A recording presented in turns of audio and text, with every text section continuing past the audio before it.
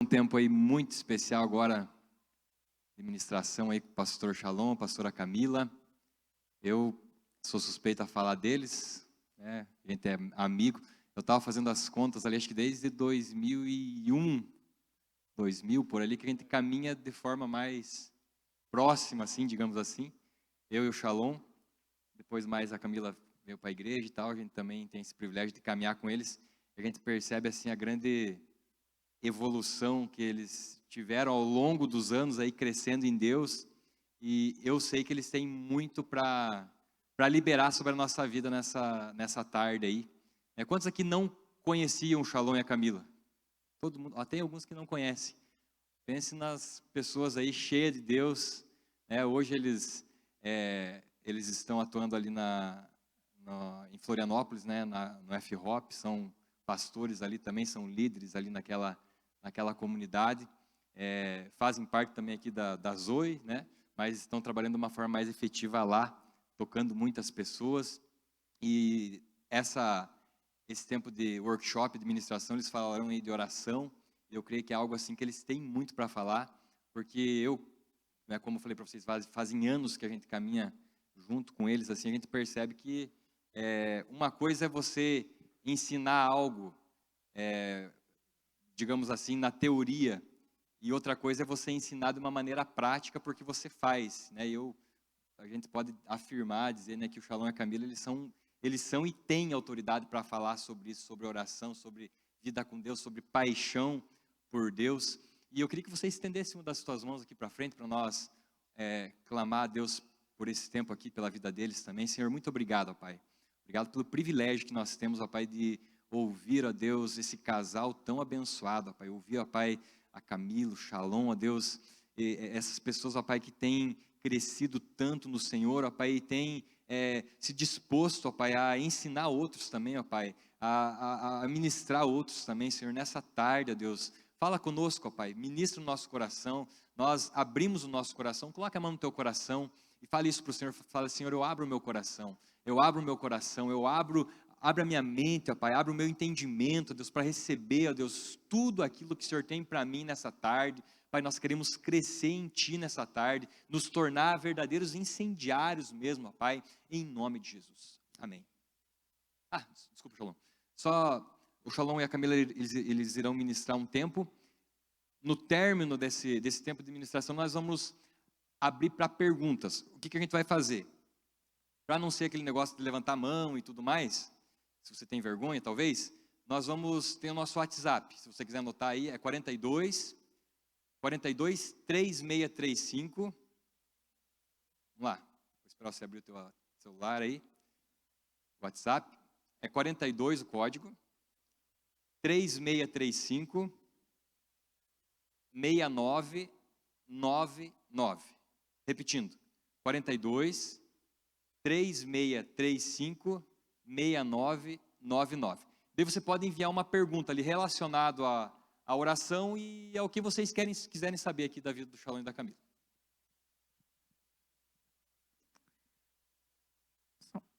Boa tarde, pessoal. Então, como o Jones falou, eu sou a Camila. Eu e o Shalom somos casados há 8 anos já. E nós estamos há 2 anos em Florianópolis. Então, hoje nós fazemos parte de uma igreja que é uma base missionária, mas também ela é uma casa de oração. Então, lá nós temos turnos todos os dias. Eu faço parte do time de intercessão. E o Shalom é um dos líderes de louvor lá que ministra nos times. Então, fazem 2 anos que nós estamos lá imersos nessa atmosfera de oração, de buscar ao Senhor, de cantar a palavra, de orar a palavra. E hoje nós vamos querer falar um pouquinho com vocês sobre isso, sobre uma igreja que ora. Então, nós também estamos esperando nossa primeira filha. Nós estamos grávidos de 7 meses, a Emma vem aí. Nós estamos muito felizes. E a gente também, como o Jones falou, nós somos dessa casa. Eu me converti nessa casa, me converti através de uma célula. O Shalom já estava na igreja e aí depois a gente se conheceu, orou junto, noivamos, casamos. E estamos lá nesse tempo, e Deus tem feito grandes coisas através do lugar da oração, através da sala de oração. Nós temos alcançado muitos lugares. Lá também nós temos uma escola que se chama Intensivo Fascinação, que ela é para jovens de 18 a 30 anos. E eles vão para lá, nós temos duas casas, uma dos meninos, outras das meninas, e eles ficam por 5 meses imersos nessa atmosfera de oração. Então, eles têm uma rotina todos os dias de sala de aula. Lá nós temos aulas sobre escatologia, vida do rei Davi, construtores de altar, cantares de Salomão, sermão do monte. Temos uma grade bem extensa, então eles têm aula durante toda a manhã e todos os dias eles passam 4 horas na sala de oração. Então, a gente tem também alguns, como se fossem alguns workshops, que lá são as nossas tracks. Eles podem escolher qualquer uma das 3. Então, nós temos a track de música, que é para músicos e cantores, que eles vão aprender a cantar a palavra, a ministrar o Senhor a partir desse lugar de oração. Nós temos a track de comunicadores, que são para aqueles jovens que desejam ir para o pastoreio. Eles vão aprender a como fazer uma ministração, como montar uma pregação. E aí nós temos agora também a track de sala de oração. Então, se às vezes na sua igreja você tem interesse de começar uma sala de oração, eles vão aprender tudo o que precisa para começar uma sala de oração. Desde quem está na porta, desde quem está lá em cima, quem é os intercessores, como funciona. Não sei se você já ouviu sobre a Arpitaça, que é um modelo de oração, onde nós estamos ali enchendo as taças, declarando quem o Senhor é, declarando a palavra. E então nós somos pastores e diretores dessa escola. Hoje nós temos uma média de 50 alunos lá. E eles estão lá até dezembro junto conosco. Assim que terminar o curso, eles voltam para suas igrejas. E aí lá eles vão poder derramar tudo aquilo que eles aprenderam conosco nesse tempo. Então, para nós tem sido uma alegria muito grande estar lá. Nós sentimos muita saudade aqui de Laranjeiras, da nossa casa, dessa igreja. Mas nós entendemos que Deus nos transicionou para lá e nós estamos muito felizes com o que Ele tem feito lá. Amém. Antes da gente entrar no workshop mesmo, que a gente quer falar um pouco sobre a importância da oração coletiva, mas a gente tem alguns livros aqui que estão ali fora para vender, e todos eles vão falar bastante a respeito desse assunto. O primeiro é esse aqui, 7 compromissos para o crescimento espiritual. Então, um dos termos que a gente usa muito dentro do movimento de oração é o termo de precursor, baseado na vida de João Batista, de como ele foi um precursor em preparar o caminho para a vinda de Cristo, e como nós somos os precursores que preparam o caminho da volta dele. Então aqui tem, de uma maneira bem sistemática, 7 pontos de como nós podemos crescer nesse lugar da oração, preparando o caminho para a volta de Jesus. Tem esse outro livro aqui, que se chama Bíblia 360, que ele traz 10 dicas simples de como nós podemos, de uma maneira muito profunda e extremamente prática, se envolver com a palavra de Deus na nossa rotina de oração. Esse aqui que é um dos meus preferidos, Misericórdia Triunfante. Ele vai falar um pouco de como Davi foi um dos caras na Bíblia que mais compreendeu o que significa misericórdia. E ele é um livro escrito baseado no texto de Tiago, que diz que a misericórdia de Deus ela sempre triunfa sobre o juízo. E ele nos dá uma explanação de como nós podemos compreender a fundo o que a misericórdia de Deus significa.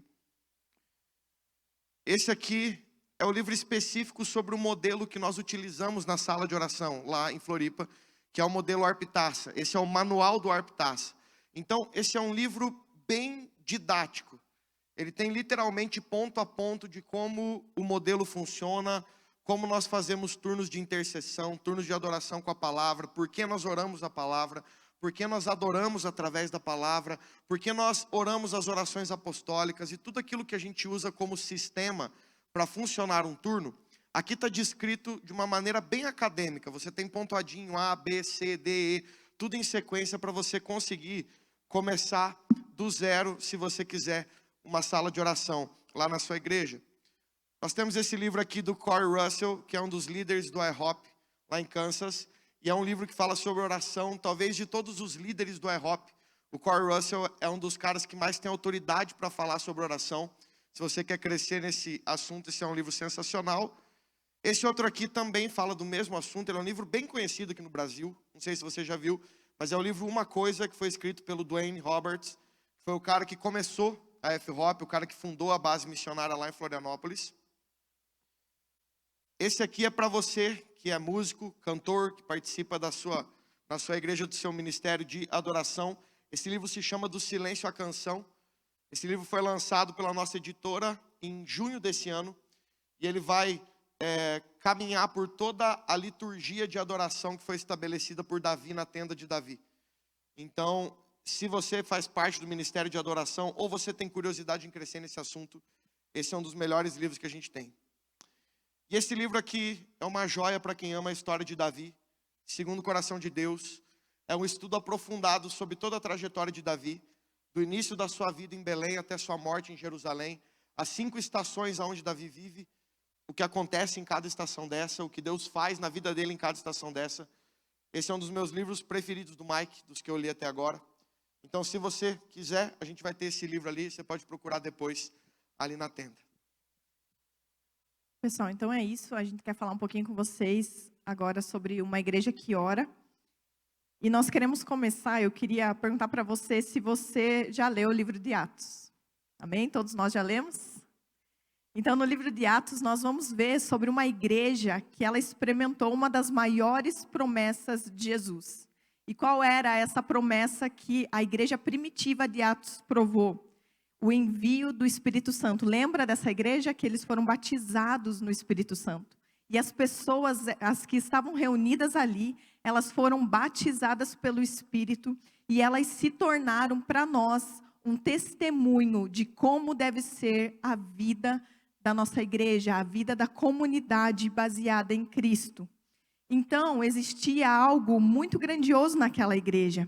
E existe um detalhe ali muito importante, que acompanhava essa igreja em todo o tempo. Durante o tempo que eles estavam ali, essa igreja ela foi responsável pelo derramar do Espírito Santo, pelas conversões, pelos milagres que aconteceram ali.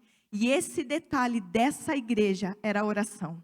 Fale para quem está do seu lado, oração. Essa foi a chave aonde essa igreja de Atos, essa igreja primitiva, ela pôde viver milagres, ela pôde viver conversões, ela pôde viver transformações através de uma igreja que ora. Por quê? Porque essa igreja, ela era conhecida pelo poder da oração. E é sobre isso que nós queremos falar. Nós queremos que nós, como igreja, todos nós somos igreja, nós somos corpo de Cristo. E nós precisamos entender a importância de sermos uma igreja que ora. Sim, é muito importante nós buscarmos ao Senhor no nosso quarto secreto, no nosso tempo diário com Ele, individualmente. Isso não pode ser negociado. Mas também, como igreja, se você quer provar um avivamento, você quer provar grandes coisas dentro da sua igreja, amém? Então, nós precisamos ser uma igreja que ora coletivamente. Então, o poder da oração, ela é feita em um conjunto. Então, são várias pessoas reunidas ali onde elas estão orando. E não é algo distante de nós.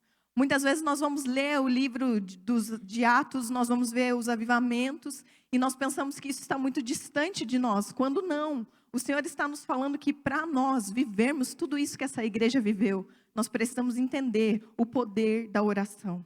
Nós precisamos entender que nós precisamos ser influenciados por isso. A nossa igreja, a igreja moderna, ela pode ser uma influenciadora. Ela pode deixar marcas profundas na nossa geração. Você quer deixar marcas profundas na sua geração? Amém? É isso que nós queremos, então nós precisamos buscar. Hebreus 13:8, ele vai falar assim: Jesus Cristo é o mesmo ontem, hoje e para sempre. Então, se aquela igreja de Atos um dia recebeu o Espírito Santo e foi transformada, as nossas igrejas também podem ser. As nossas igrejas também serão, através do quê? De uma oração coletiva. Mas para isso, nós precisamos, em primeiro lugar, sermos homens e mulheres de oração. E eu queria perguntar para você nessa tarde, como está a sua vida de oração? Como está o seu relacionamento com o Senhor? Você não precisa responder isso para mim. Mas eu queria que você pensasse aí, como está a sua vida de oração?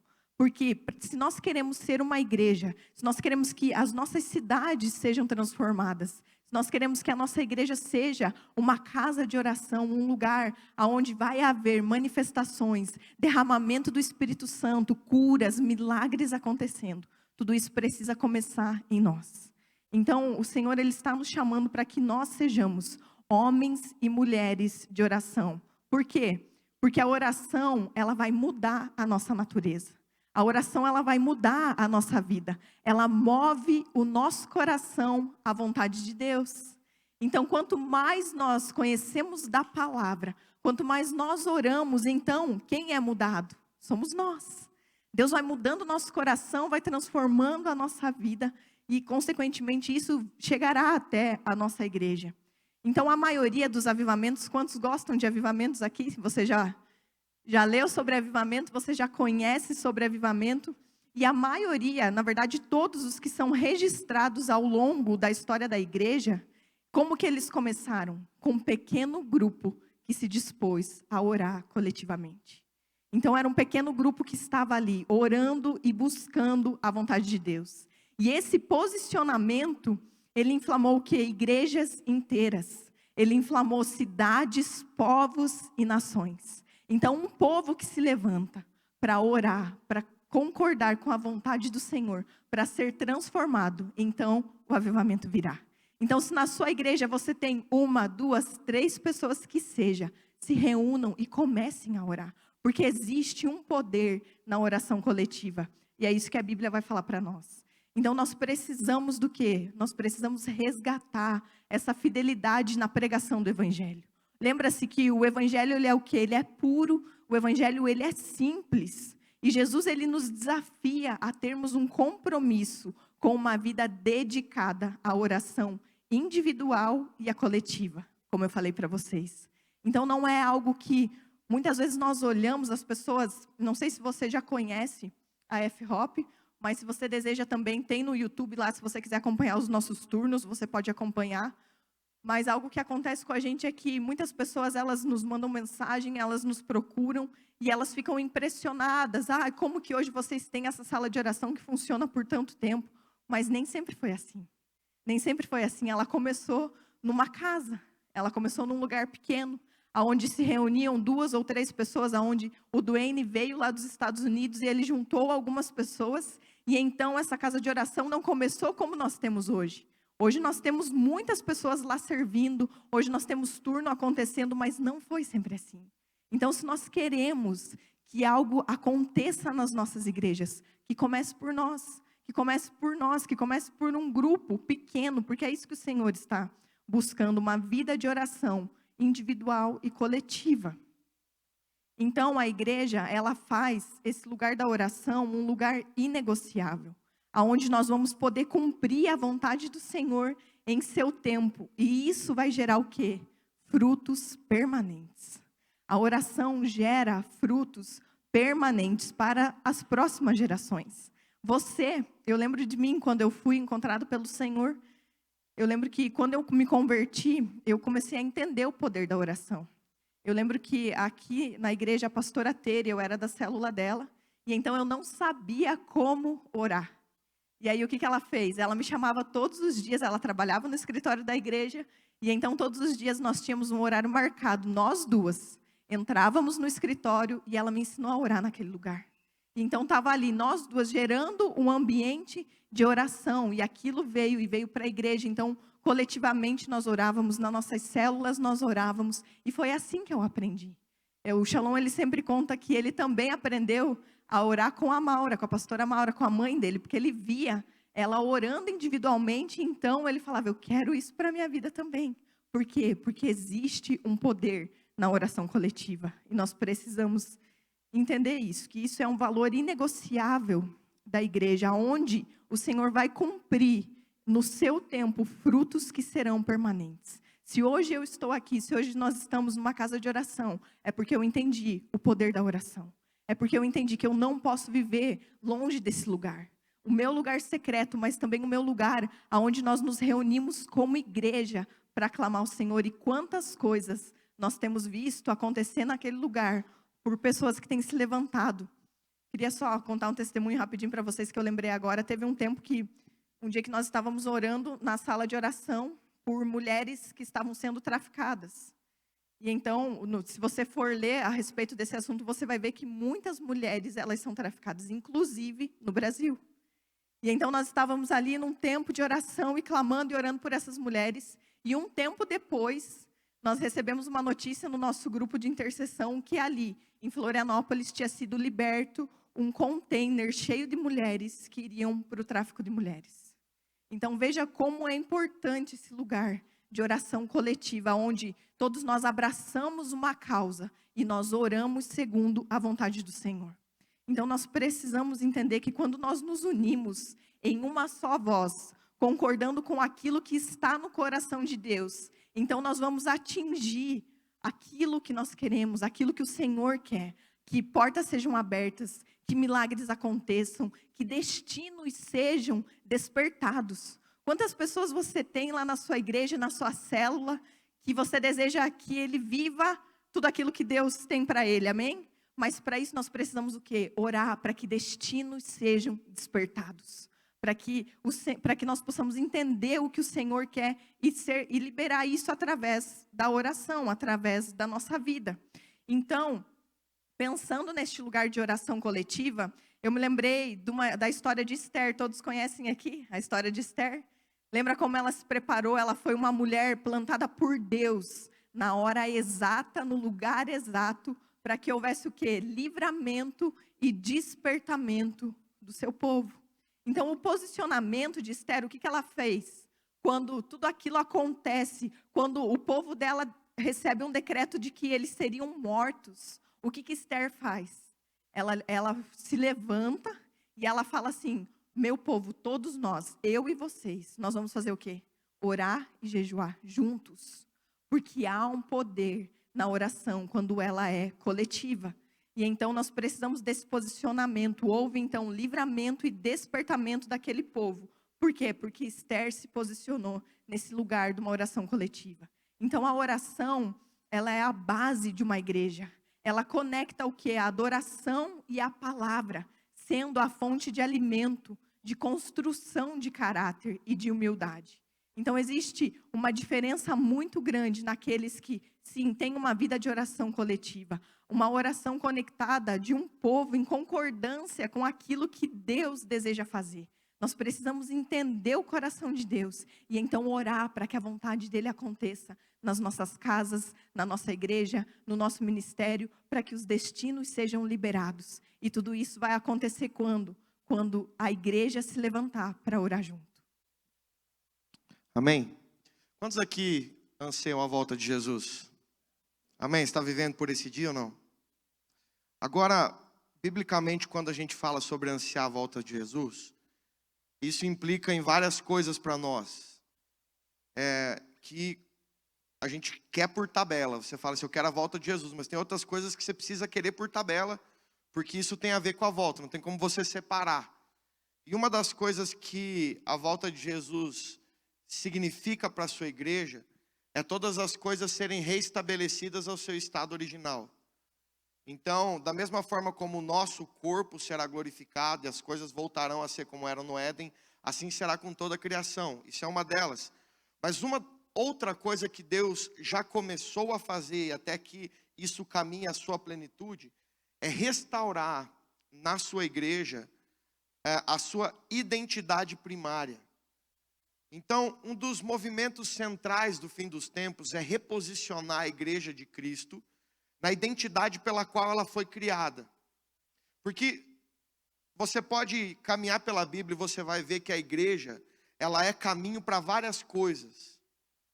Deus, ele move e libera várias coisas na terra por meio da sua igreja. Mas existe uma coisa que define a identidade primária da igreja.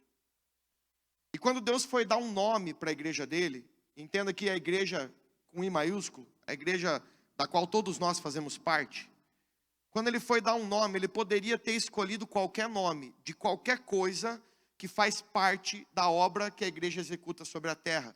Então a igreja poderia ser chamada de casa de salvação, a igreja poderia ser chamada de casa do pão, casa do milagre, casa da bênção, casa da cura, casa da intervenção divina. Deus podia ter dado qualquer nome para a igreja, e todas essas coisas são coisas que Deus faz através da igreja, sim ou não? Agora, quando Deus quis dar um nome para a igreja, ele declarou para todo mundo que quando alguém lembrasse da igreja, a igreja que essa pessoa lembrasse, seria lembrada como uma casa de oração para todos os povos. Ele podia ter dado qualquer nome para a igreja, mas quando ele batizou a igreja, ele deu para a sua igreja o nome de uma casa de oração. Quando nós falamos sobre Deus estar movendo na terra e trazendo a igreja de volta para a sua identidade primária, é porque isso faz parte do liberado reino de Deus sobre a terra. Porque como a Camila falou, a gente às vezes não presta atenção de como a Bíblia deixa claro que é muito importante que nós tenhamos a nossa vida de oração pessoal com Deus. Mateus capítulo 6, Sermão do Monte, Jesus está falando isso. Ele está dizendo, quando você for orar, você vai até o seu quarto secreto, fecha a sua porta em secreto, ora o seu pai em secreto, e o seu pai vai te escutar lá e vai te recompensar. A Bíblia deixa claro sobre a importância dessa oração individual, esse lugar secreto meu com Deus. Mas a Bíblia também, ela deixa muito claro a respeito da oração coletiva e de como a oração individual não anula a oração coletiva, e assim como a oração coletiva não anula a individual, mas ambas são coisas que Deus chamou todo o corpo de Cristo a viver. Deus chamou você para desenvolver uma vida de oração no seu lugar secreto com Deus, mas Ele também chamou você para, junto com os seus irmãos como igreja, orarem coletivamente. Amém? São duas coisas que você tem a opção de não fazer se você quiser. Mas a Bíblia deixa claro que isso é uma ordenança de Deus para nós. Orarmos individualmente, mas orarmos coletivamente. A gente vai perceber algumas das coisas que se movem sobre nós quando nós decidimos orar coletivamente. Então, a gente vai ver, por exemplo, o mover da oração no meio do ajuntamento da igreja, do ajuntamento dos santos. Alguns textos vão falar sobre esses ajuntamentos. Atos capítulo 1, versículo 14, vai dizer que todos esses perseveravam unanimemente em oração, junto com as mulheres, Maria, a mãe de Jesus, e os irmãos dele. Isso aqui é a oração pré-liberar do Espírito Santo. Então o Espírito Santo é liberado quando de maneira unânime eles estavam orando. Entenda isso. Atos está deixando uma dica para nós. Oração coletiva não é nós reunirmos 1000 pessoas numa sala e cada um fazer a sua oração. Mas é reunirmos 1000 pessoas em uma sala, 100 pessoas, 10 pessoas, e coletivamente nós orarmos por um mesmo propósito, baseados em uma mesma intenção e um mesmo desejo do coração de Deus. O próprio Cristo disse para eles, que era para eles permanecerem ali, até que do alto viesse o Espírito. E a Bíblia diz que unanimemente eles permaneciam aqui em oração. Tiago capítulo 5, versículo 16. A Bíblia fala, por exemplo, sobre o aspecto de nós recebermos cura no nosso coração quando pecamos, a partir de compartilharmos as nossas falhas uns com os outros, e orarmos uns com os outros, e como a partir disso cura é liberada sobre nós. E Tiago termina esse versículo dizendo, a súplica de um justo, ela pode ir muito na sua maneira de atuar sobre as pessoas. Mateus capítulo 18, versículo 20 diz assim, porque onde se encontram 2 ou 3 reunidos em meu nome, ali eu estou no meio deles. Atos 2,42, e eles perseveravam na doutrina dos apóstolos, na comunhão, no partir do pão e nas orações. Atos 12,5, Pedro, pois, estava guardado na prisão, mas enquanto a igreja unanimemente orava com insistência a Deus por ele, ele foi liberto. A gente vai ter vários exemplos, onde a igreja vai estar reunida, isso tanto bíblico quanto fora da Bíblia, quanto na história da igreja. A gente vai ver movimentos que foram liberados a partir do céu sobre a terra, quando um grupo de pessoas decidiu se reunir para orar. As reuniões de oração coletiva, elas têm mostrado para nós ao longo da história, que elas têm alcançado no céu uma tremenda resposta, a partir da sua ação de orarem juntos. E isso sempre tem trazido sobre o povo de Deus grandes benefícios, à medida que todas aquelas pessoas que estão orando, aprendem a persistir no lugar da oração. Uma das primeiras coisas que a gente vai enxergar dentro de uma igreja, dentro de um grupo de pessoas, que decidiu coletivamente persistir nesse lugar de oração, é que o espírito de oração, o anseio pela oração, a vontade de orar, ela se torna cada vez mais profunda na medida em que as pessoas começam a persistir em crescerem no lugar da oração de maneira coletiva. Porque a Bíblia promete que todas as vezes que nós nos reunirmos para orar, o Espírito Santo será liberado sobre nós. E se o Espírito Santo vem, o fogo de Deus e a paixão pela oração começam a operar nos nossos corações, de uma forma em que nós percebemos o Senhor se movendo a partir das nossas orações. A Camila contou um exemplo, mas nós temos diversos outros exemplos, de enquanto estamos na sala, em turnos, de repente nós começamos a orar por curas. E nós pedimos para pessoas que estão na sala, doentes, levantar a mão. E quem está ali na sala se junta com aquela pessoa e todos juntos nós clamamos por cura. E às vezes no meio do turno, instantaneamente aquela pessoa é curada. E naquela hora, aquilo inflama os nossos corações. Porque nós percebemos que por meio de um liberar de oração coletiva, nós alcançamos uma resposta do céu, que veio em favor daquela pessoa que precisava. E da mesma forma, notícias como essa de tráfico humano que nós recebemos depois. Então, um dos avivalistas que eu mais gosto, Charles Finney, ele escreveu em um dos seus livros, ele disse uma vez assim, que não há nada mais apropriado para se gerar um espírito de oração em indivíduos, do que se unir em oração coletiva com alguém que esteja sendo movido genuinamente pelo poder do Espírito Santo.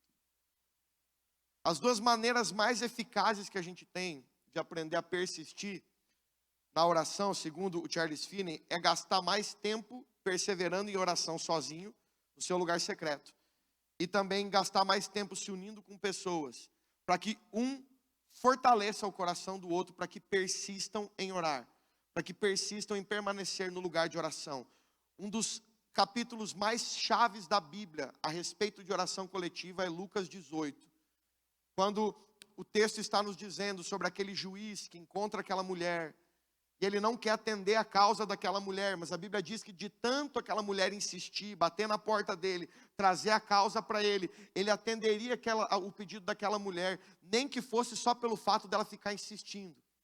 E então Jesus vai dizer, quanto mais o vosso Pai que está no céu ouvirá a oração de vocês, quando vocês se colocarem batendo, pedindo e buscando. E aí então ele vai dizer, bata na porta, ela saberá, busque e vocês encontrarão. Lucas 18 é uma riqueza para a gente entender que o Espírito é liberado quando nós aprendemos a juntos permanecer no lugar da oração. Uma outra coisa, além do espírito de oração ser aprofundado, é que o amor e a unidade entre os irmãos são intensificados. Eu não sei se você já passou por alguma situação difícil, e você estava em um lugar onde as pessoas vieram, se uniram a você e elas clamaram, oraram por você e pela situação que você estava passando. Você já passou por isso ou não? Sim. Provavelmente quando essa oração terminou, um dos sentimentos que estava dentro do seu coração era o sentimento de se sentir muito amado, amparado e valorizado pelas pessoas que oraram por você. Mas da mesma forma, se você já esteve do outro lado, você era a pessoa que estava orando por alguém que precisava, a sensação que nos dá quando nós terminamos a oração é de que parece que nós conseguimos nos conectar com a dor, com a tristeza ou com o problema que aquela pessoa está vivendo apenas pelo fato de coletivamente chorar com os que choram, se alegrar com os que se alegram, orar por aquilo que a pessoa estava passando. Então, uma outra coisa que a oração coletiva gera dentro da nossa igreja, dentro do nosso contexto congregacional, é que ela é uma ótima ferramenta para que nós cresçamos em amor e em união entre as pessoas. A partir do momento em que nós começamos a orar uns pelos outros, nas necessidades, nos pedidos de oração, nas coisas que nós temos ali para levar até o corpo de Cristo para que ore em nosso favor e interceda em nosso favor, mas principalmente quando todos nós juntos deixamos as nossas orações de lado e em uma só voz clamamos aquilo que Deus está querendo que nós clamemos naquele momento. Não tem forma melhor de gerarmos união na igreja do que colocarmos a igreja para orar em uma só voz aquilo que Cristo quer que nós oremos. Talvez se a gente quiser fazer isso pelos nossos pedidos, a gente não consegue. Mas fazer a gente orar por aquilo que o Senhor está nos chamando a orar é algo que une os nossos corações. Citando Charles Finney mais uma vez, a respeito desse assunto, ele vai dizer assim, não há nada que estimule mais a união dos corações dos cristãos do que orar junto. O amor que eles sentem pelos irmãos é bem mais forte quando eles presenciam o derramar do coração deles em oração. Eu lembro que, como a Camila deu o exemplo, na medida em que eu estava aprendendo a orar, eu me ajoelhava ao lado da minha mãe e ao escutá-la orar, aquilo não apenas me ensinou vocábulos a serem pronunciados enquanto eu orava, mas aquilo foi tomando o meu coração de paixão e intensidade, porque muito mais do que escutar palavras, eu estava escutando o coração de uma pessoa ser derramada aos pés do Senhor. Então, aos poucos, aquilo começou a tomar o meu coração e me ensinar a amar o lugar da oração também. Uma outra coisa que a oração coletiva faz na nossa igreja é com que a nossa fé seja fortalecida. Porque um dos pontos mais legais de orar coletivamente é a gente poder escutar as orações sendo respondidas. Sim ou não? Você gosta de ouvir testemunho de orações que foram respondidas? Todo mundo gosta. Várias vezes eu estou pregando, às vezes a gente está... E é engraçado isso, você está falando as coisas da Bíblia e tem umas pessoas que estão voando. Você começa a contar um testemunho do negócio que Deus respondeu, parece que todo mundo gruda o olho em você e presta atenção. O ser humano gosta de ouvir os testemunhos. A gente gosta de escutar que Deus respondeu às nossas orações. Então, quando nós nos juntamos em oração coletiva, e nós temos tempo nesses momentos, nessas reuniões de oração, para poder compartilhar sobre orações que já têm sido respondidas, isso vai fortalecendo a nossa fé. Na mesma medida que também ver outras pessoas se juntando a nós para orar, também fortalece a nossa fé. Você vai se tornar mais perseverante e mais constante na oração, na medida em que você começa a conviver e se encontrar com pessoas que são perseverantes e constantes na oração. Quando você começa a orar junto com essas pessoas, você encontra encorajamento para o seu próprio coração permanecer nesse lugar. Ou seja, um coração aquece o outro coração. Um coração desperta o outro coração. Um coração queimando por Jesus em oração desperta o outro coração a queimar em Jesus por oração. E a oração vai queimando no coração de uma pessoa, e essa pessoa incendeia o coração de outro, e a fé de um fortalece o de outro, e assim por consequente. E então, nós vamos perceber que no meio da oração coletiva, nós temos outras pessoas que vão dizer amém às nossas próprias orações. E nós também seremos bocas que dirão amém à oração de outras pessoas. E quanto mais você permanece nesse lugar, de pouquinho em pouquinho você vai percebendo que sua fé vai sendo fortalecida cada dia mais. Isso aqui que eu estou falando para vocês, gente, não é uma coisa instantânea que você vê acontecer em uma reunião. Mas isso aqui é um sistema que Deus criou para que a sua igreja vivesse devagar, de pouquinho em pouquinho. Como a igreja de Atos, que você pode ler capítulo após capítulo, que a igreja estava reunida na sua casa, e ela orava, e ela persistia na oração, e Deus agregava os que estavam sendo salvos à medida em que eles permaneciam ali. Mas é precioso a gente perceber a nossa fé sendo fortalecida quando nós escutamos pessoas falarem amém às nossas orações, e nós também podermos fazer isso por outras pessoas. Uma outra coisa que a oração coletiva faz é que a liberação do poder espiritual, a liberação do mover de Deus sobre a igreja é multiplicado à medida em que nós oramos juntos. Por que isso acontece? Porque à medida em que nós começamos a clamar pela liberação do poder de Deus, coletivamente, o clamor de uma pessoa vai aprofundando o anseio do coração de outra pessoa em ver aquele mover descer do céu. Se você gastar um mês todo dia orando junto com uma pessoa que ora fervorosamente por um avivamento, eu tenho certeza que daqui a um mês o seu coração vai estar queimando por avivamento de um jeito que ele nunca queimou até agora. Ainda que você não viu o avivamento acontecer, ainda que você não fez nada fora daquele lugar de oração, mas apenas o estar de maneira coletiva, orando junto com pessoas, clamando para que o Espírito seja liberado, para que os sinais e maravilhas aconteçam, para que o avivamento venha, isso vai fazendo com que o nosso próprio coração se aprofunde em um anseio pela resposta de Deus ao clamor da sua igreja. Pedro vai dizer que a nossa oração e a nossa adoração podem apressar o dia da vinda de Jesus. Por quê? Porque a vinda de Jesus se vem por meio do clamor e da oração da sua igreja. Hosana ao rei que vem, Maranata, a hora vem, Senhor Jesus. Isso não é uma música, isso é uma oração de clamor a Deus, ao olhar as coisas que estão acontecendo ao seu redor, e olhar para Jesus e falar assim, não há outra esperança para essa terra, a não ser você pisar nessa terra mais uma vez. Maranata, hora vem, Senhor Jesus.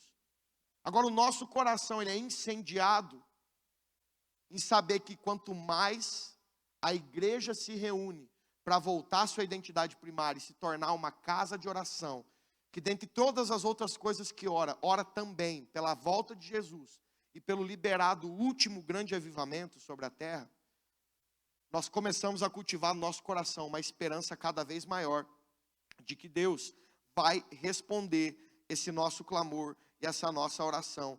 E Ele então começa a soprar essa chama divina dentro do nosso coração. E é interessante você perceber que há uma dinâmica espiritual sugerida na Bíblia, que ocorre quando duas pessoas se juntam para perseverar juntas na fé e orando no Espírito. Só que a matemática da Bíblia, ela é diferente da nossa matemática, porque a Bíblia diz que quando duas pessoas se juntam, como eu estou aqui orando no meu lugar secreto, eu estou desenvolvendo o meu poder de oração. E a Camila está orando no lugar secreto dela, e ela está desenvolvendo o poder de oração dela, individualmente com Deus.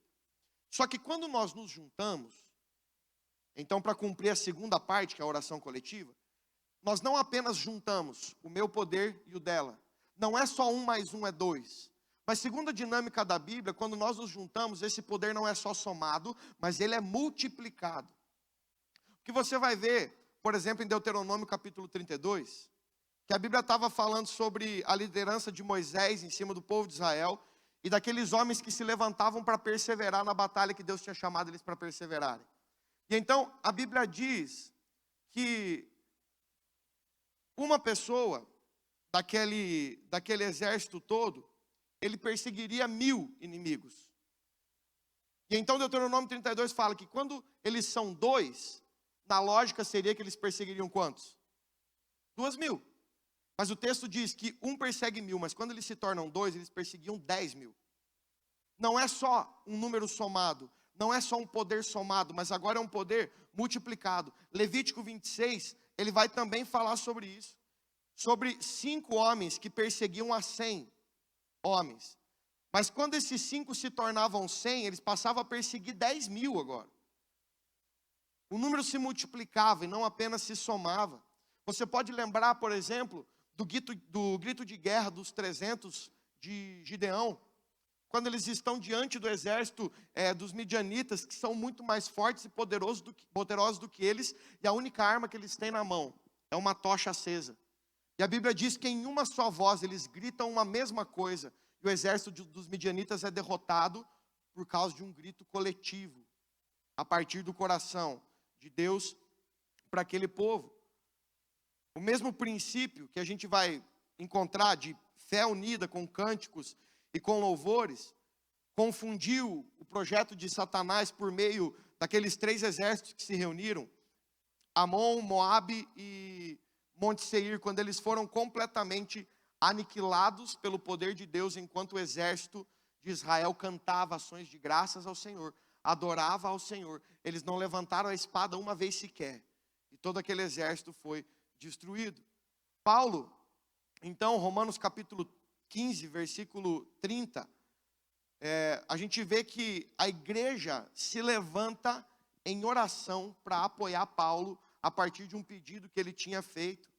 Paulo, ele vai nas suas cartas pedir aos crentes várias vezes que se unissem em oração pela sua vida, pelo seu ministério, em favor de tal pessoa, e a gente vai vendo, por exemplo, 2 Coríntios capítulo 1, versículo 10 e 11, ele escreve assim, o qual nos livrou de tão grande morte e livra, em quem esperamos que também nos livrará ainda, ajudando-nos também vós, com as suas orações por nós, para que pela mercê que por muitas pessoas nos foi feita, por muitas também sejam dadas graças a nosso respeito.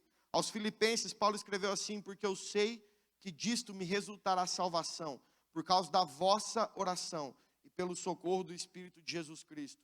Aos Colossenses ele diz, perseverar em oração, velando nela com ação de graças, orando também juntamente por nós, para que Deus nos abra a porta da palavra. E aos Tessalonicenses ele diz, no demais, meus irmãos, rogai por nós, para que a palavra do Senhor tenha livre curso e seja glorificado. Na história da igreja a gente vai ver exemplos de vários grandes homens, que lideraram grupos de oração, a partir dos quais o avivamento veio. William Carey, Ele liderava um pequeno grupo de oração numa pequena cidade na Inglaterra, onde mensalmente eles se reuniram durante 8 anos, clamando coletivamente para que um avivamento viesse, e então o avivamento foi liberado sobre a cidade dele. William Wilberforce, ele entrou para o parlamento britânico porque ele entendeu que Deus o estava levantando para acabar com a escravatura na Inglaterra. Quando ele assume o seu lugar no parlamento, ele começa a liderar um grupo de oração, um movimento de oração que se reunia todos os dias e orava por 3 horas para que a vontade de Deus através de William Wilberforce fosse liberada sobre a Inglaterra. 8 anos depois, ele entra dentro do parlamento para coletar a última assinatura que ele precisava para acabar com a escravatura na Inglaterra. John Livingstone, ele viveu na Escócia e ele liderou um grupo que persistia em oração todas as noites de sábado.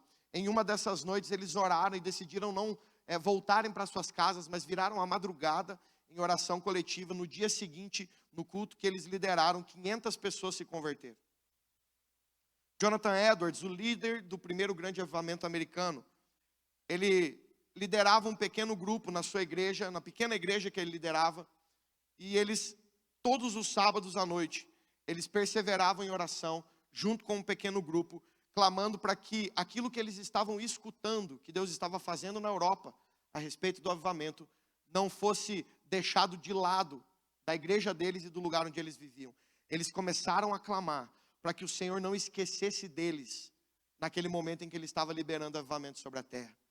Então, em uma dessas reuniões, ele recebe de Deus um sermão, e o nome desse sermão é Pecadores nas Mãos de um Deus Irado. Esse é o sermão mais famoso de Jonathan Edwards, ele tem em livro, se você quiser comprar para ler. A Bíblia diz que no outro dia ele prega esse sermão, e ali se inicia o grande avivamento, o primeiro grande avivamento americano, que se você for ler, ele culmina em uma transformação jurídica dentro dos Estados Unidos. Leis são mudadas, a Constituição dos Estados Unidos passa por uma mudança, por pessoas, líderes dentro desse âmbito de leis e governamental, que se levantam desse avivamento para acessarem essas esferas e gerarem mudanças dentro da cultura dos Estados Unidos. Tudo isso começou numa pequena reunião de oração coletiva. George Whitefield, um dos caras que foram mais usados por Deus no século XVIII, ele convocou o povo da igreja dele, da cidade dele, para se reunir em um grupo de oração perseverante de maneira semanal. E o país dele foi tocado, junto dele com John Wesley e com o irmão de John Wesley. Charles Spurgeon, o príncipe dos pregadores, ele liderava uma reunião de oração toda segunda-feira à noite, desde o início do seu ministério até a sua morte. Nos últimos dias, essa reunião estava reunindo 1.200 pessoas. Charles Finney foi o líder do segundo grande avivamento americano. Ele, segundo os seus relatos, gastava o seu dia dividido em 3 períodos de 8 horas. Ele gastava 8 horas entre dormir e comer, 8 horas ele gastava falando de Jesus para as pessoas, e 8 horas ele gastava orando e lendo a palavra. E ele fez isso até o dia da sua morte. Os livros de relatos dos seus avivamentos dizem que vários dias eles começavam reuniões de oração em uma praça pública ao meio-dia, e não tinha palavra e pregação alguma. As pessoas se reuniam e passavam 2, 3, 4 horas orando coletivamente. Eles davam uma direção de um clamor e todo mundo começava a clamar junto, debaixo daquela direção. Em uma das cidades onde ele mais viveu de maneira assim expressiva esse avivamento foi na cidade de Rochester, no norte dos Estados Unidos, onde eles chegaram ao ponto das cadeias estarem vazias e os comerciantes da cidade, durante o período do meio-dia ou à tarde, quando havia reuniões marcadas por Charles Finney, eles fechavam as portas do seu comércio, colocavam placas na frente do seu comércio, avisando que eles estavam fechados e falando para as pessoas encontrarem-se junto com os outros que estavam reunidos nas reuniões que Charles Finney liderava. Tudo isso começou em um pequeno grupo de oração coletiva e clamor ao Senhor. Charles Finney entendeu isso com tanta grandeza. Para ele ficou tão claro que não existe liberar de poder do céu sem oração coletiva, que Charles Finney tinha um amigo que se chamava Daniel Nash. Daniel Nash, ele viajava para as cidades onde Charles Finney ia pregar, 3 ou 4 semanas antes de Charles Finney. E o trabalho de Daniel Nash era encontrar cristãos fervorosos naquela cidade e reuni-los para que pelas próximas 3 semanas eles perseverassem em oração, para que aquilo que Deus queria fazer naquela cidade acontecesse. Então, quando Charles Finney chegava lá, aquela cidade já tinha um grupo que estava perseverando em oração coletiva, até que ele viesse para pregar, e o avivamento se manifestava. Ele entendia aquilo com tanta grandeza, que quando o Daniel Nash morreu, o Charles Finney parou de viajar, e ele permaneceu pregando só na sua igreja local. Um outro avivalista, Dwight Moody, o sapateiro, não sei se você já leu a história dele, mas ele sempre liderava pequenos grupos de oração aonde ele morou. A história conta que um dia ele estava pregando na Inglaterra e um grupo de arruaceiros se levantou para tentar impedir que as reuniões deles acontecessem. Ele então parou as reuniões e ele levantou aquelas pessoas para que eles permanecessem em oração coletiva. E eles ficaram ali alguns dias orando coletivamente. E então eles decidiram fazer um culto. E quando eles começaram aquele culto, no meio do momento de adoração, a porta do auditório se abriu. E aqueles jovens arruaceiros que estavam tentando impedir as coisas de acontecerem, começaram a adentrar pelas portas do auditório, confessando os seus pecados em alta voz e clamando que Jesus Cristo os aceitasse. Tudo começou em um pequeno grupo de oração coletiva. Você vai ver que o próprio Deus, em 2 Crônicas 7,14, ele vai dizer para nós o seguinte: se o meu povo, que se chama pelo meu nome, se humilhar, orar, buscar minha face, e se arrepender dos seus maus caminhos, então eu ouvirei do céu, perdoarei seus pecados e sararei a sua terra. Perceba que ele diz, se o meu povo, ele não diz se o meu filho, se o meu indivíduo, se o meu cristão, ele fala se o meu povo. Quando coletivamente o povo se junta para orar, para se arrepender, para clamar pela presença do Senhor e para pedir que Ele venha, Ele mesmo está dizendo que nesse caso Ele sempre responde a oração e vem, porque Ele se move a partir da oração da sua noiva. Fale para quem está do seu lado assim: eu não sou a noiva. Tá? Deixa eu te dizer uma coisa: se alguém falou para você alguma vez que você é a noiva de Jesus, essa pessoa mentiu para você. Você não é a noiva, eu não sou a noiva, nós somos a noiva. A noiva é o coletivo, a igreja é a noiva. Jesus vem para se casar com a igreja, não comigo, com você. Eu sem você não sou noiva. Você sem mim não é noiva. Eu sem todos vocês aqui não sou noiva. Nós somos a noiva. Você consegue entender o porquê que a oração coletiva é importante? Porque a igreja orando é a noiva orando. Eu orando, eu sou o filho, eu estou orando e Deus ouve a minha oração. Essa é uma parte importante, por isso que uma não anula a outra. Mas Crônicas está dizendo para nós, se o povo se humilhar, se o povo orar, se o povo buscar a face, do alto ele ouve, do alto ele responde e do alto ele sara a terra. J. Edwin, um historiador a respeito dos avivamentos, ele escreveu depois de estudar profundamente todos os grandes avivamentos, ele disse o seguinte: nenhum grande despertamento espiritual começou em qualquer lugar do mundo sem que houvesse oração coletiva, sem que houvesse cristãos orando persistentemente por avivamento.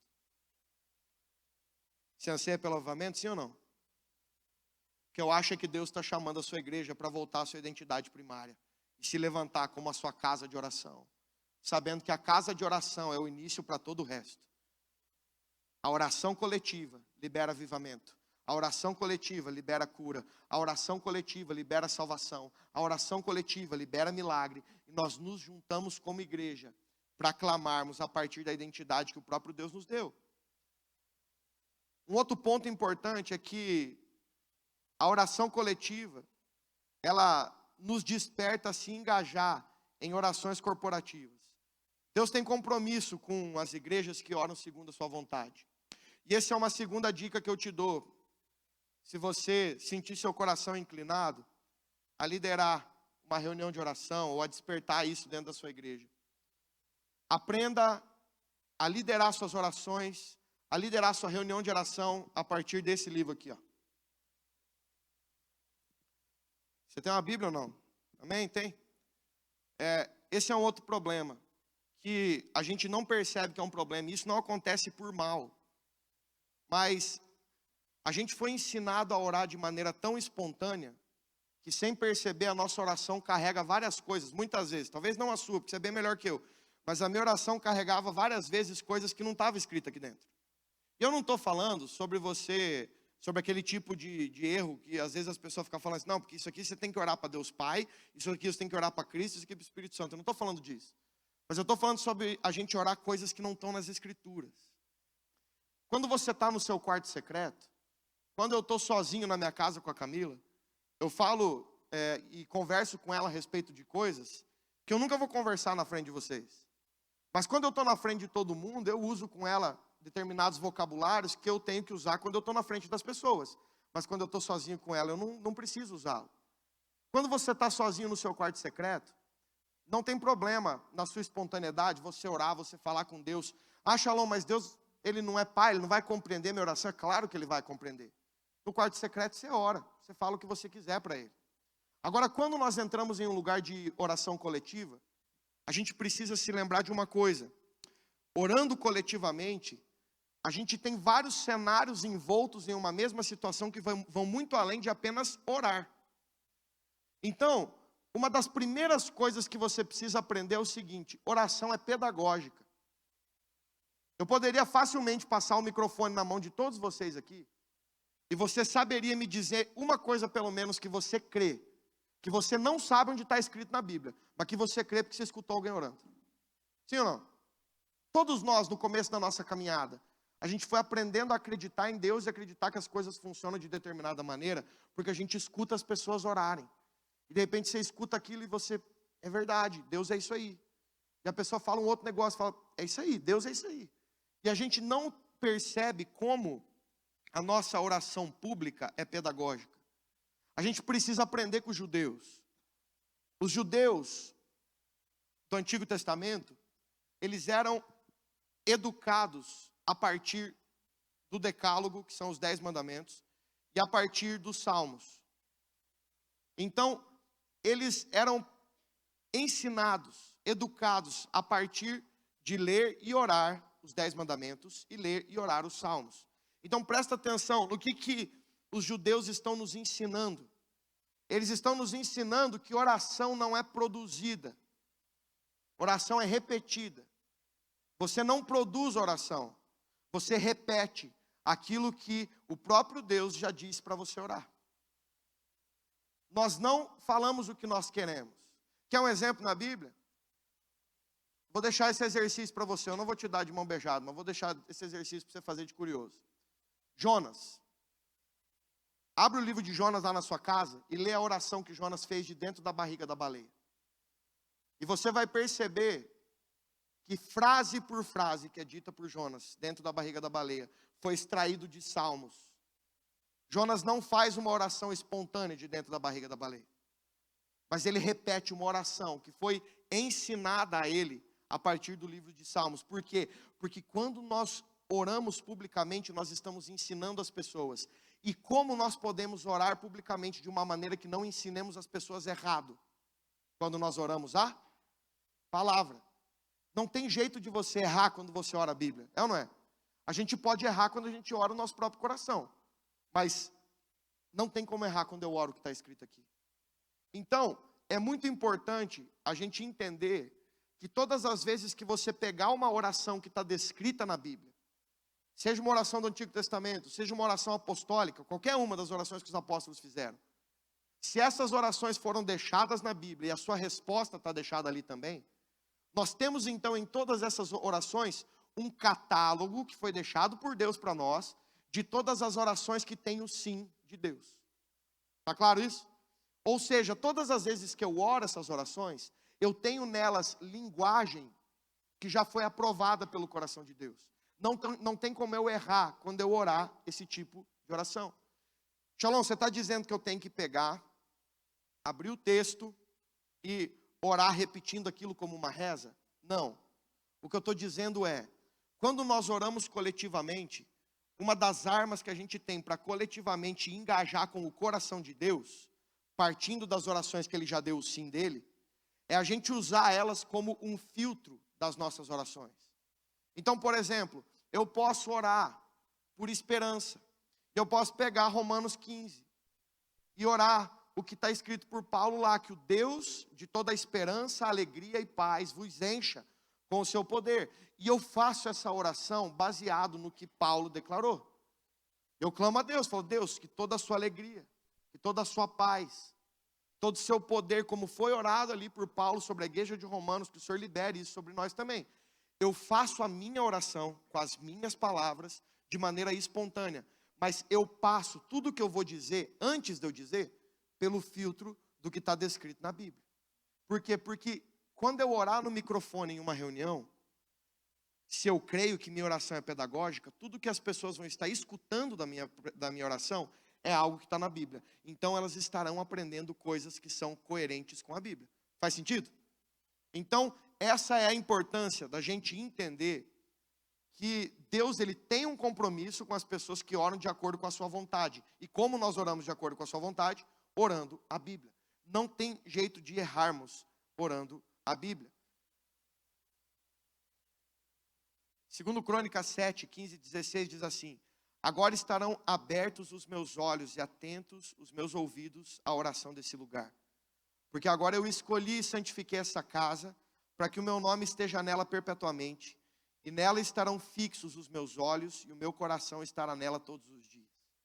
Segundo Crônicas 6, 20, que os teus olhos estejam dia e noite abertos sobre esse lugar, de que dissestes que ali porias o teu nome, para ouvires a oração que os teus servos oram nesse lugar. Marcos 11, 17, ele diz assim, e ele os ensinava dizendo, não está escrito, a minha casa será chamada casa de oração por todos os povos. É por isso que quando a gente se reúne, e a gente ora com o mesmo coração, em concordância com o desejo de Deus, nós vemos o céu se mover. Lembre de uma coisa, Deus não tem compromisso com a sua oração, Deus tem compromisso com a palavra dele. Deus não responde a sua oração, porque ele tem compromisso. Ele pode responder se ele quiser, porque ele é Deus, ele faz o que ele quer. Mas Deus tem compromisso com a palavra dele. Deus vela por cumprir a palavra dele. Deus morreu por conta da palavra dele, de que ele redimiria todas as coisas. Jesus morreu por amor a nós por tabela, mas ele veio por obediência a si mesmo, porque ele não podia negar o seu plano. Então a gente precisa entender isso. Se nós queremos ter orações respondidas, a Bíblia nos dá essa fórmula que é dividida em duas coisas. Orem coletivamente e orem a palavra, e Deus responderá às vossas orações. A igreja que liderará o último grande avivamento dessa nação, se você quer fazer parte dessa igreja, essa é a dica, se reúnam e orem a palavra. Clamem pelos aflitos, orando as orações da palavra. Orem por avivamento, orando as orações da palavra. Clamem por cura, orando as orações da palavra. Qualquer que seja a dinâmica da nossa vida que careça de oração, há uma oração apostólica, alguma oração dos profetas, que compreende uma linguagem que Deus já deu sim, para que nós possamos orar e encontrar resposta em Deus daquilo que nós carecemos. Só queria dar um exemplo aqui para vocês, mais prático assim, nós no turno de intercessão lá, então nós vamos orar por oportunidade de pregação do evangelho. Então a gente, vamos orar pela Síria, um país perseguido, e a gente quer orar para que nesse país a palavra corra, para que as pessoas conheçam a palavra do Senhor. Então a gente vai orar baseado em Colossenses 4, um exemplo para vocês, 4, 3 ao 4, que é uma oração apostólica e que fala assim, ó: ao mesmo tempo, orem também por nós, para que Deus abra uma porta para a nossa mensagem, a fim de que possamos proclamar o mistério de Cristo, para a qual eu estou preso. Orem para que eu possa manifestá-lo abertamente, como me cumpre fazê-lo. Então, o que nós fazemos? Nós lemos o texto, e aí nós vamos orar o que o texto está falando. Então, nós vamos orar, Senhor, nós queremos orar pela Síria, nós queremos clamar para que o Senhor dê uma oportunidade de pregação do Evangelho, que o Senhor abra as portas, que o Senhor sustente os seus missionários, que o Senhor levante pessoas para proclamar a sua palavra lá, mas baseado no quê? Em Colossenses 3, 4. Então, nós, como o Shalom falou assim, nós repetimos o que a palavra está dizendo.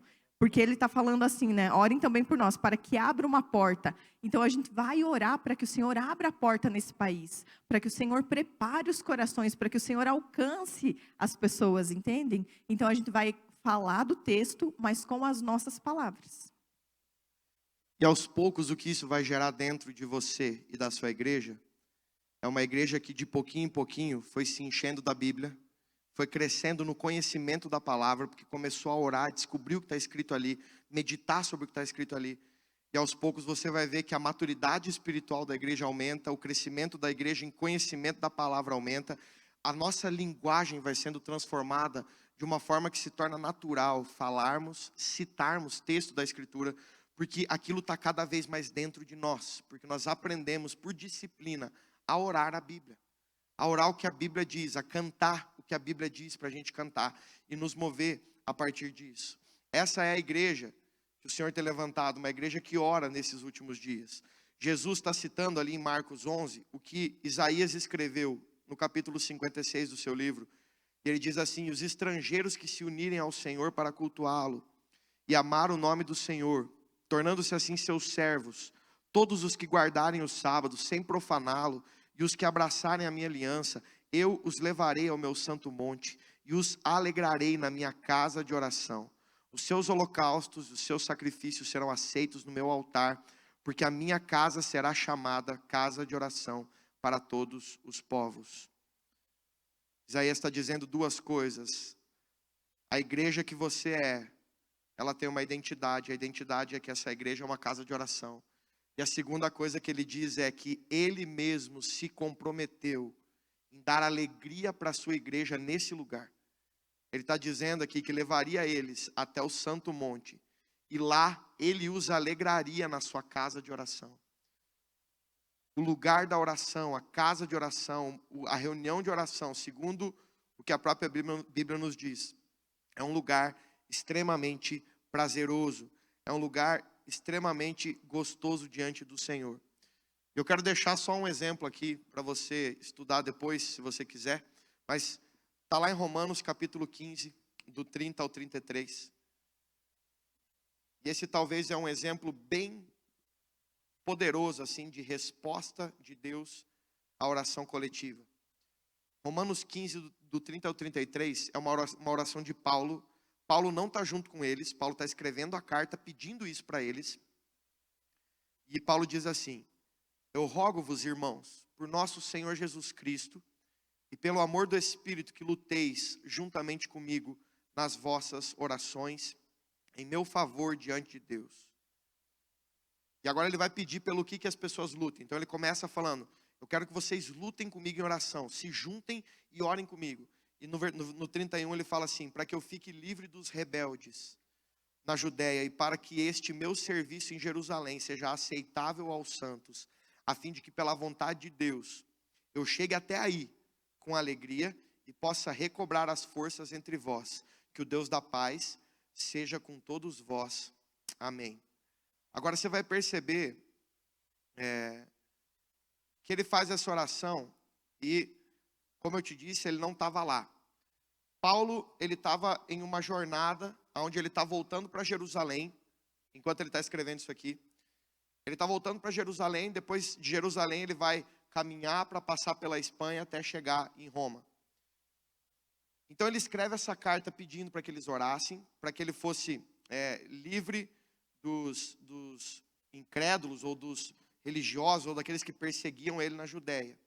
Atos capítulo 21, versículo 27.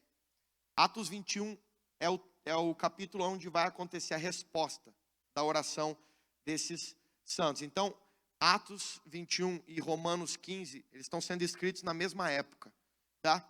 Então, quando Paulo chega em Jerusalém dessa viagem, você já deve ter lido essa história, a Bíblia diz que os judeus que estavam reunidos ali, vendo Paulo no templo, eles se agitam e eles prendem Paulo, decididos a matarem Paulo. Então, lembra que Paulo tinha pedido lá atrás para que eles orassem, para que o Senhor livrasse eles daqueles que não criam na mensagem que ele estava pregando. Eram pessoas que criam na lei, mas não criam no Cristo que ele estava pregando. Então, no versículo 30, a Bíblia diz que toda a cidade se agita, as pessoas correm todas juntas, prendem Paulo, arrastam Paulo para fora do templo, e então a Bíblia vai nos dizer que Paulo é salvo. Mas sabe como que Paulo foi salvo? Lucas nos diz que enquanto as pessoas estavam procurando matar Paulo, chegou até o ouvido da corte do rei a notícia de que toda Jerusalém estava em confusão. Soldados romanos, eles correm para aquele lugar e resgatam ele no meio daqueles homens. A minha pergunta é coincidência no meio de todo aquele auê, a corte romana se movimentar por causa de um judeu e os soldados romanos correrem lá, pegarem ele e levarem ele preso? Para livrar ele ser preso naquela situação foi ser livre da morte, né? Então ele foi tirado lá. Aquilo é o primeiro exemplo de uma resposta da oração daquela igreja. Ele estava sendo, enquanto preso, liberto daqueles incrédulos da Judéia em uma oração respondida, através da palavra que chegou no ouvido da corte. A gente não sabe quem que foi que espalhou aquela notícia, mas a gente sabe que Deus moveu de alguma forma. Essa foi apenas a primeira das respostas que você vai ler ali, a oração. Enquanto ele está na prisão, o texto vai continuar dizendo que os judeus tramam e se comprometem sob juramento de não comerem e não beberem água, até que eles conseguissem pegar Paulo e matar Paulo. Está no versículo 12 de Atos 23. Só que daí a Bíblia diz que de alguma forma milagrosa, surge do nada na história um sobrinho de Paulo, que até ali não estava na história. E esse sobrinho de Paulo, que não estava na história, então ninguém sabe se ele era amigo de alguém, ele escuta falar de uma conspiração que estava se levantando contra Paulo para matar ele. Ele procura os romanos, conta para os romanos o que estava acontecendo. Então tenta enxergar essa cena, gente. Um sobrinho desconhecido, ele aparece, ele procura a corte de Roma, um cara desconhecido, não tem poder nenhum de palavra, ninguém precisava reconhecer o que ele estava dizendo.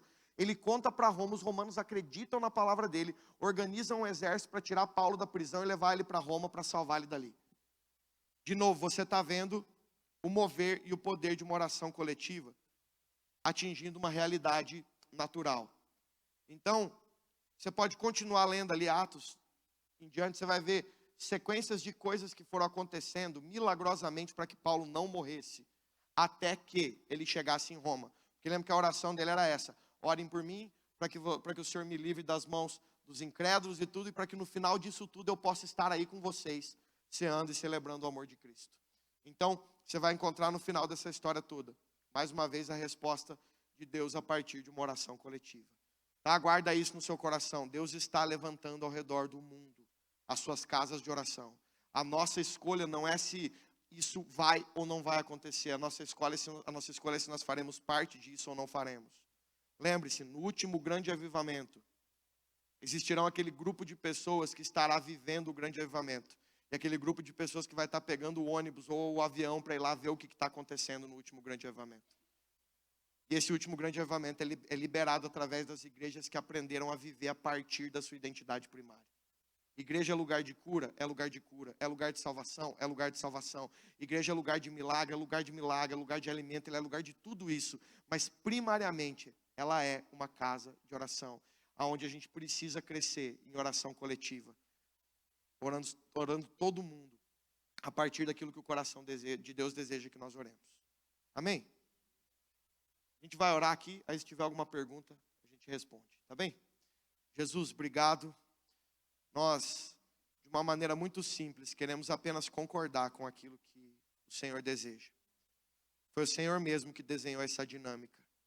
Nós não inventamos nada, mas a sua palavra deixa claro a nós de como o Senhor criou a sua igreja para ser uma casa de oração. O seu coração tem procurado por toda a terra homens e mulheres que têm um coração tão entregue a você, que possam ser amigos seus e participarem com o Senhor dos grandes eventos que ainda acontecerão sobre a terra, até o dia em que os seus pés pisarem aqui mais uma vez. O Senhor nos ajuda, nos desperta, Pai, como homens e mulheres aqui dessa sala, que se levantem, Senhor, para viver em um lugar de oração coletiva. O Senhor nos ajuda dentro das nossas igrejas, Senhor, a viver dessa maneira, a despertar o nosso povo, a nos organizarmos para isso, da forma como a gente conseguir.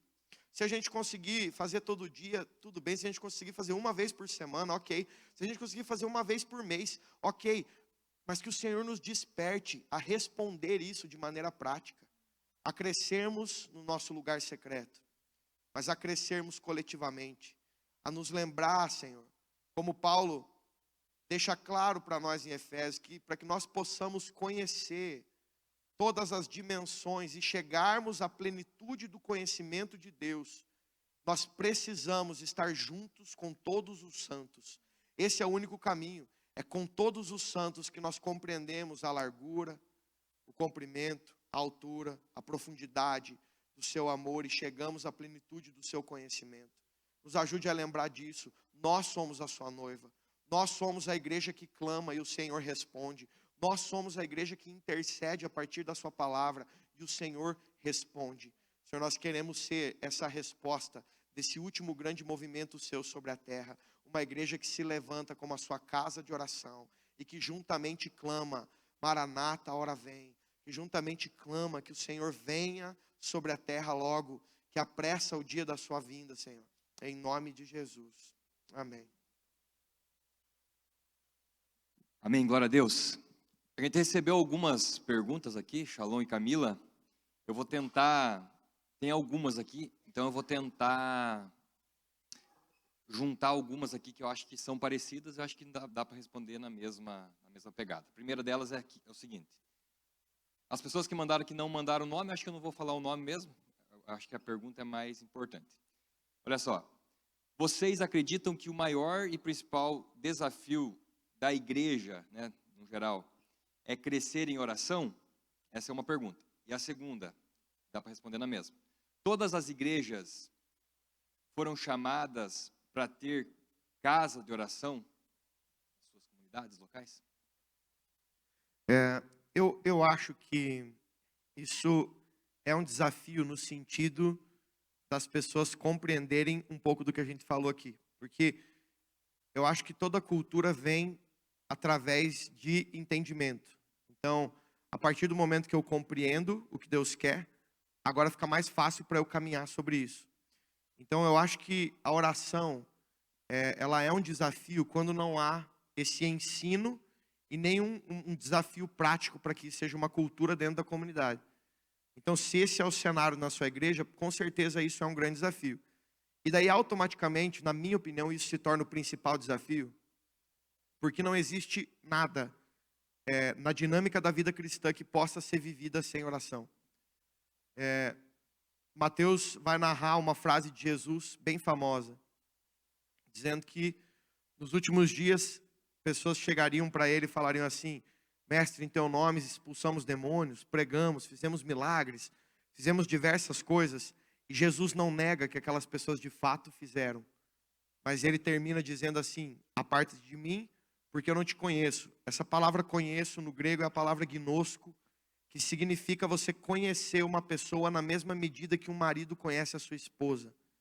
Então, a Bíblia está deixando claro para nós que não há como vivermos o Evangelho puramente se não for a partir da oração. Então, eu acho que esse é o maior desafio, sim, partindo da ideia de que muitas vezes nós somos chamados a viver várias outras coisas, deixando aquilo que de fato interessa de lado. Então, por isso que a casa de Deus é a casa de oração, porque todo o resto é a consequência da vida de oração. Então, a cura, o milagre, a salvação, quando o avivamento acontece, Deus se manifesta. O resto é só consequência. Não tem, a igreja não fica caçando sinal, maravilha. Ela é uma consequência da presença de Deus estar ali. Então, eu acho que esse, se não é, deveria ser o maior desafio para todo mundo enquanto igreja, crescer no lugar da oração.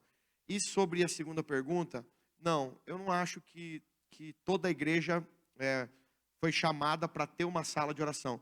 Eu acho que toda a igreja tem na sua identidade ser uma casa de oração. Isso significa que você pode ter uma sala de oração, isso significa que você pode ter uma reunião semanal de oração, que você pode dar o nome que você quiser, uma reunião mensal, não sei. O nome não importa, o modelo não importa, mas para mim isso está na nossa identidade. Então toda a igreja de alguma forma precisa se mover em reuniões coletivas de oração. Agora não acho que precise ser no formato de uma sala. Isso vai da forma que funcionar melhor para cada realidade, para cada igreja. Legal. Outra pergunta aqui é: como separar meu tempo de oração em contemplação, adoração e tal, e intercessão? Como vocês fazem? Tem alguma dica? Então, no individual, como eu faço, né? Eu tenho o meu tempo com o Senhor, então é o tempo onde eu contemplo, onde eu estou ali com ele e tudo mais. E aí eu tenho um tempo específico para a intercessão. Então, aí eu tiro um tempo para orar. Eu pego as orações apostólicas, até depois eu vou disponibilizar nesse WhatsApp ali da igreja. E daí, se você quiser, a gente tem o exemplo, vocês vão poder utilizar. Mas eu pego as orações apostólicas e então, qual é hoje? Eu vou orar pelo quê? Um exemplo também que eu queria dar para vocês foi do Setembro Amarelo. Então, lá em setembro, nós sempre oramos por pessoas com depressão, pensamentos suicidas e tal. Então, nós usamos a palavra para orar por isso. E então, tira-se um tempo para orar só pela intercessão, para não virar aquela bola de neve que você nem sabe o que você está falando, sabe? Senão você faz uma salada ali e você ora meio por tudo e não orou por nada. Então, o que eu faço e o que me ajuda muito, eu tenho o caderno. E aí, até agora, eu peguei mais um para nossa filha, então eu ando com meus caderninhos ali. E aí eu tenho tudo separado pelo que eu oro, como eu faço. Para mim, eu sou muito mais de escrever. Eu preciso visualizar as coisas para me organizar. Então, eu faço dessa forma. Uma dica bem simples para você. Se você não tem isso ainda como uma rotina constante para você, a minha dica é faça isso como se fosse uma agenda mesmo. Porque a gente tem esse hábito. Como eu te falei das orações, a gente foi ensinado a achar que oração espontânea Deus está, e oração repetindo o que a Bíblia diz, parece que Deus não está, porque é automático. Agora os judeus, o povo de onde Cristo veio, eles são ensinados a adorar, a caminhar com Jesus assim até hoje. Então, há um poder de Deus na disciplina, há um poder de Deus em você se organizar de maneira sistemática para você amadurecer naquele assunto. Então, eu quando comecei, eu separava, eu tinha, sei lá, eu tenho 30 minutos para separar. Então tá, eu vou gastar 5 minutos em uma coisa, 10 minutos em outra, 10 minutos em outra e mais 5 minutos em outra. Então, eu tirava 5 minutos para orar pelos pedidos do meu caderninho, 10 minutos eu ia ler 1 ou 2 capítulos da Bíblia, os outros 10 minutos eu ia orar, declarando, contemplando aquilo que eu tinha lido e feito no meu devocional, e nos últimos 5 minutos eu permaneci em silêncio ali, deixando Deus falar comigo. Estou dando aqui um exemplo hipotético para você. Quando aquilo foi se tornando sólido em mim, constante, eu já não precisei mais dessa coisa estruturada, porque eu já conseguia praticar todas elas, ainda que eu não seguisse sempre a mesma sequência, mas todo dia vivendo a mesma coisa. Então, se você ainda não consegue fazer isso de maneira constante, faça em uma sequência, com um horário certinho e siga aquilo, até que aquilo se torne maduro dentro do seu coração. E depois você vai perceber que daí você consegue praticar aquilo tranquilamente, sem ter mais essa necessidade de ter uma coisa quadrada para fazer. Mas aprenda a enxergar Deus no ordinário, a enxergar Deus nessas coisas que são sistematizadas. Ele está ali também, tá bom? Pessoal, maravilha. Tem outras perguntas aqui, mas já são 5h30 no meu relógio, 17h30. Então, nós temos o nosso culto que daqui a pouco começa. Então, até para você também dar uma espichada nas tuas pernas aí. Nós temos a cantina ali fora, se você quiser fazer um lanche aí mesmo. E o culto está previsto para começar 18h30. Eu agradeço aí quem mandou as perguntas aqui no WhatsApp, mas a gente não vai conseguir responder todas, né, Shalom? Então, o Shalom tem que se preparar também, ele vai ministrar o louvor aqui. A gente agradece por vocês terem participado desse tempo aqui. Eu cresci muito, obrigado, Shalom. Obrigado, Camila. A gente levou aqui um intensivão, né, do que vocês dão lá em alguns meses. Vocês compactaram aí, né, em alguns minutos, né, não deu nem 1 hora. E o pessoal pediu aqui no WhatsApp também, Shalom, se daria para você disponibilizar o esboço aí, o PDF. Então, você que quiser o PDF ali, como que dá para a gente fazer? Manda um oi no WhatsApp, naquele WhatsApp lá que a gente encaminha para vocês daí o PDF aí para você ler na tua casa. Beleza, galera? Deus abençoe então. Até daqui a pouco.